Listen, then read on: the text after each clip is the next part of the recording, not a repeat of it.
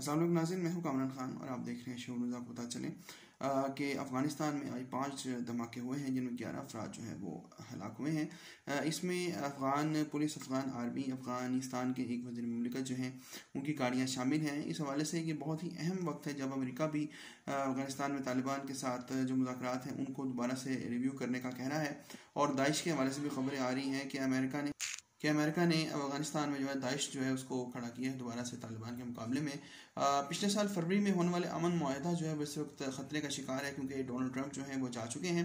Donald Trump की 2 policies बहुत important थी। एक, उन्होंने जो यहूदियों की ममलिकत इसराइल जो है उसको तस्लीम करवाया अरब मुसलमान ममालिक से, और इसके बाद वो अफ़गानिस्तान में जो है अमन जो है उसको लाने के लिए जो है तालिबान के साथ बहुत ही अहम मुआहदे में शामिल थे। देखना यह है कि जो बाइडन की जो इंतज़ामिया है ये सदर ओबामा की तरह जिसने उन्होंने उसामा बिन लादेन को जो है शहीद किया था पाकिस्तान प्रोबेशन करके, या वो पॉलिसी अपनाते हैं, या ये अमन और जो है इस्लाह की और सुलह सफाई की पॉलिसी को अपनाते हुए खित्ते में अमन को बहाल करेंगे।